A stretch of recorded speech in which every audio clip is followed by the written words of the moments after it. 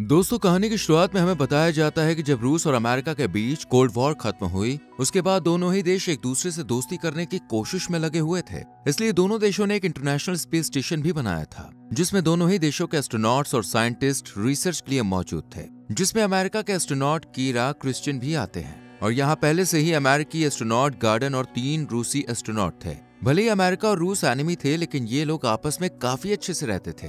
Gordon और रूसी astronaut Veronica, ये दोनों तो रिलेशन में भी थे। यहाँ गॉर्डन कीरा को वर्क प्लेस दिखाता है और साथ ही अमेरिकी लॉकर की चाबी भी देता है, जहाँ कीरा अपनी प्राइवेट इंफॉर्मेशन रख सकती थी। यहाँ दोनों देशों के एस्ट्रोनॉट एक दूसरे के लॉकर काम को देख सकते थे, लेकिन अगर किसी अमेरिकी एस्ट्रोनॉट को रूसी एस्ट्रोनॉट के लॉकर को देखना है तो उसे अपने लॉकर की चाबी उसके साथ एक्सचेंज करनी होगी। आगे गॉर्डन कीरा को सिस्टम के पास ले जाता है, जहाँ अलर्ट का मैसेज आता रहता है। गॉर्डन कहता है कि अगर यह ब्लिंक करे और साउंड करे तो इसका मतलब है कि यह सही से काम कर रहा है, लेकिन अगर आवाज सुनाई नहीं दे तो समझ जाना कि इनमें कुछ तो खराबी है। कीरा के वर्क प्लेस के पास ही एलेक्सी भी काम करता था। कीरा का पहला दिन चीजों को समझने में निकल जाता है और रात में डिनर के टाइम क्रिश्चियन भी अर्थ से लाई गई ड्रिंक सबके साथ शेयर करता है। इसके बाद ये लोग कीरा और क्रिश्चियन को उस जगह ले जाते हैं जहां से धरती को देखा जा सकता था। अगले दिन सब एस्ट्रोनॉट्स जब काम कर रहे थे तो क्रिश्चियन का अर्थ से कांटेक्ट नहीं बन पा रहा था। वहीं कीरा को समझ नहीं आता कि जिस बॉक्स में उसने चूहे रखे थे वो क्यों एक दूसरे को मार रहे थे। कीरा और बाकी मेंबर्स जब धरती पर देखते हैं तो वहां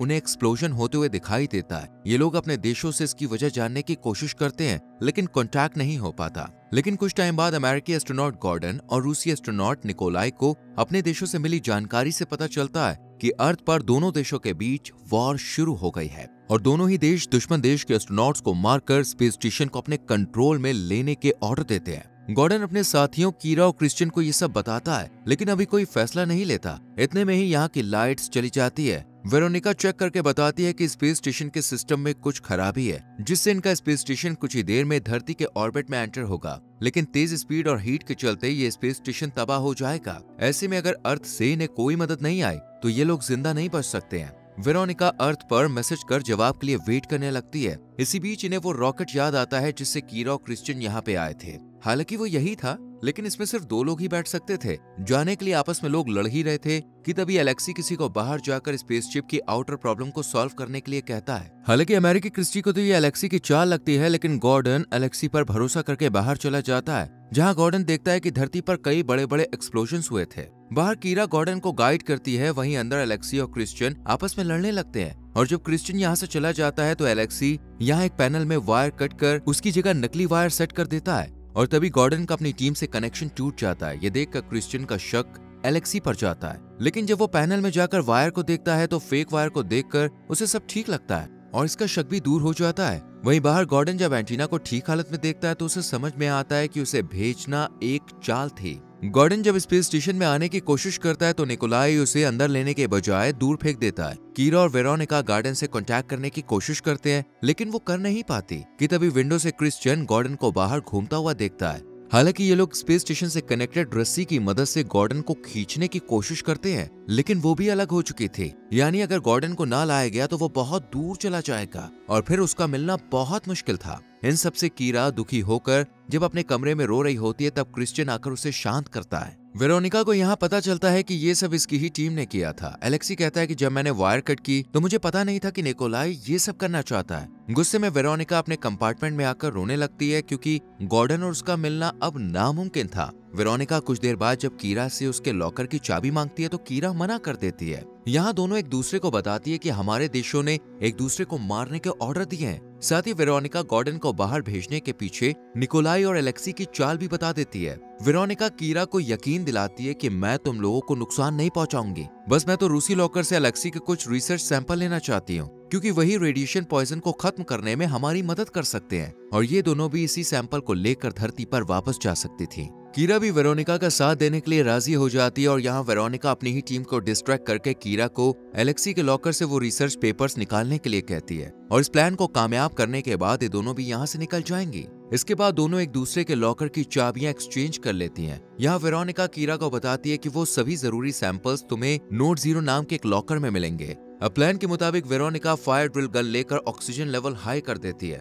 और साथ ही स्पेस स्टेशन को आग लगाने की धमकी भी देती है। निकोलाई और एलेक्सी वेरोनिका को रोकने की कोशिश करते हैं। इसी बीच कीरा रशियन लॉकर के पास चली जाती है, लेकिन यहाँ पहले से ही क्रिश्चियन मौजूद था। कीरा इसे अपना पूरा प्लान बता देती है और नोट 0 लॉकर के बारे में जब पूछती है तो क्रिश्चियन कहता है कि ऐसा तो कोई लॉकर है ही नहीं। ये सुनकर कीरा को लगने लगता है कि वेरोनिका ने उसके साथ धोखा किया है, इसलिए वो गुस्से में वेरोनिका के पास जाती है। इसके पीछे क्रिश्चियन भी होता है, जो वेरोनिका के फायर गन से स्पेस स्टेशन को तबाह करने से पहले ही उसके सर पर हमला कर देता है और यहाँ वेरोनिका मारी जाती है। हालांकि क्रिश्चियन का इरादा सिर्फ वेरोनिका को बेहोश करने का था, लेकिन उसकी मौत हो गई। इस बात से कीरा, निकोलाई और एलेक्सी बहुत गुस्सा होते हैं और फिर वेरोनिका की बॉडी उठाकर ये लोग इसे अपने कंपार्टमेंट में ले जाते हैं। यहाँ निकोलाई फैसला करता है कि जो उन्हें ऑर्डर मिले हैं वो उन्हें पूरा करेगा और फिर निकोलाई कीरा और क्रिश्चियन को मारने के लिए उनकी तरफ जाने लगता है, लेकिन कीरा और क्रिश्चियन खुद को सेफ रखने के लिए कंपार्टमेंट में खुद को छुपा लेते हैं। यहाँ पर हम निकोलाई को देखते हैं, जो इस पूरी घटना से बुरी तरह से शॉक्ड था और किसी को कोई नुकसान नहीं पहुंचाना चाहता था, इसलिए वो ड्रिंक करके एक रूम में चला जाता है। यहाँ जब इसकी नजर एक कंप्यूटर पर पड़ती है तो वो बाहर की फुटेज में देखता है कि गॉर्डन अभी भी बाहर जिंदा है।